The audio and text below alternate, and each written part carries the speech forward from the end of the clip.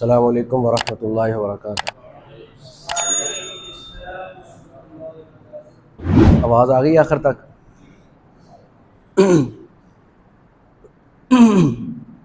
नहमदुहु व नुसल्ली अला रसूलिहिल करीम, अम्मा बअदु फ़अऊज़ु बिल्लाहि मिनश शैतानिर रजीम, बिस्मिल्लाहिर रहमानिर रहीम। मुअज़्ज़ज़ उलमा इकराम, क़ुर्रा इकराम, सबसे पहले अल्लाह ताला का हमें शुक्र अदा करना चाहिए। अल्लाह ताला ने इंसान बनाया, मुसलमान बनाया, और फिर अल्लाह ताला ने कुरान की खिदमत के लिए हमें कबूल फरमाया। ये बहुत बड़ा अल्लाह ताला का एहसान है कि अल्लाह ताला ने हमें मसाजिद का, मकातिब का माहौल अता फ़रमाया है। मेहनत तो करनी है, रिज़्क़ के लिए भागदौड़ तो करनी है, तो अल्लाह ताला ने हमें पाकीज़ा माहौल के अंदर कुरान के साथ भी जोड़ा है, मसाजिद मकातिब के साथ भी जोड़ा है, और अल्लाह ताला हमारे रिज़्क़ का बंदोबस्त भी फरमा रहे हैं। इंसान की कामयाबी मेहनत के साथ और जुहद मुसलसल के साथ है कि जिस चीज़ की इंसान मेहनत करता है, कोशिश करता है, वो चीज़ इसको मुयस्सर आ जाती है। जिस काम की कोशिश करता है, जिस काम के लिए मेहनत करता है, वो काम इसको मुयस्सर आ जाता है। लेकिन वो कामिल तरीके से कब हासिल होता है, आपसे सवाल है। एक चीज़ की हम मेहनत कर रहे हैं, उसको हासिल करने की मेहनत कर रहे हैं, या किसी चीज़ को बनाने की मेहनत कर रहे हैं, तो जिस चीज़ की मेहनत हो रही है उससे फ़ायदा तो होगा। ये तो ज़ाहिरी सी बात है, जिस चीज़ की मेहनत है उससे फ़ायदा तो होगा, लेकिन उससे कामिल फ़ायदा कब होगा? जी, कोई थोड़ी सी रहनुमाई फरमाएंगे? साथ साथ सारे सीखने वाले ना, हम सारे सीखने के लिए यहाँ आए हैं। हम भी सीखने वाले हैं। हमारा दिल आपके दिल से ज़्यादा करीब है, हम आपसे ज़्यादा मोहताज हैं। जिस तरह हम आपको बुलाते हैं, हमें भी सिखाने के लिए बुलाया जाता है। तो एक चीज़ की मेहनत तो हो रही है, उसका फ़ायदा तो होगा। कामिल फ़ायदा कब होगा? जी जी, जब उसको उसूलों के मुताबिक किया जाएगा। और माशाल्लाह जी जी, अल्लाह की ज़ात से रुजू हो, यानी अल्लाह को तो साथ लेना ही लेना है। उसके बगैर तो हम चल नहीं सकते, सांस नहीं ले सकते। फ़ायदा हो रहा है, कामिल फ़ायदा कब होगा? सीख कर किया जाए और दिल लगी के साथ किया जाए। काफ़ी चीज़ें जमा हो रही हैं माशाल्लाह। जी जी, अच्छे तरीके से करो, अच्छे तरीके में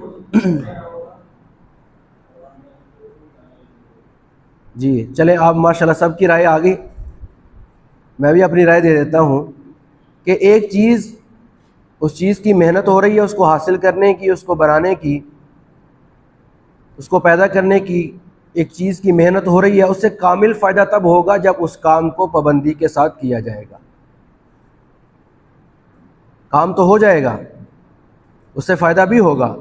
कामिल फ़ायदा तब होगा जब उसके साथ पाबंदी को हम शामिल करेंगे।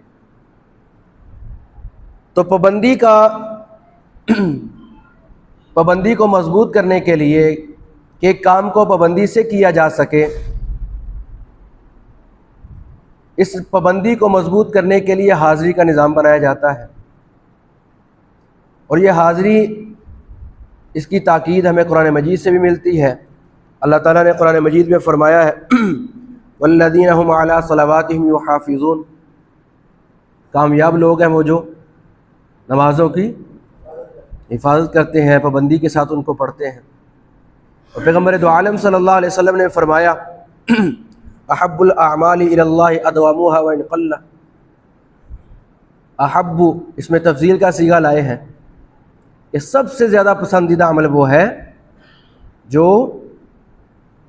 हमेशा हो, अगरचे थोड़ा थोड़ा हो, पाबंदी के साथ किया जाए। उसकी पाबंदी ये नहीं कि यहाँ से वर्कशॉप लेकर हम गए, जैसे हमारे हजरात बाज़ हजरात आते हैं 4 माह लगाकर, जोश बना हुआ होता है, आते ही घर में टीवी भी तोड़ दिया और सबको नमाज के लिए खींच खींच कर बिस्तरों से उठाया और 1 महीने का जोश ख़त्म हुआ। उसके बाद ख़ुद भी फजर की नमाज गई, खुद ही पूछना शुरू कर दिया घर में यहाँ टीवी था वो किधर गया है।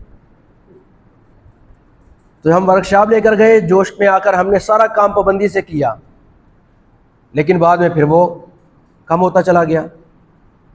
या जब तक मुआविन आता रहा, मुआविन हमारे पास आता रहा, हम काम पाबंदी से करते रहे, रजिस्टर के तमाम कालमपुर करते रहे। अच्छा, रजिस्टर है सबके पास, मकातिब चला रहे हैं सारे हजरात, सब चला रहे हैं जो तशरीफ़ फरमाए यहाँ पर, रजिस्टर भी है सबके पास, पुर भी कर रहे हैं। ये कमज़ोरी है थोड़ी बहुत, चले वो तो चलती रहेगी साथ साथ। अगर हम 100% काम करने वाले बन जाए, गलती का इम्कान नहीं होगा तो फिर तो फरिश्ते हो जाएंगे ना। कमी कोताही तो रहेगी, ये इंसान का खासा इंसान के साथ साथ रहेगी। तो इस काम को मेरे दोस्तों आहिस्ता आहिस्ता थोड़ा थोड़ा करते रहना, लेकिन रोज़ाना के एतबार से करते रहना।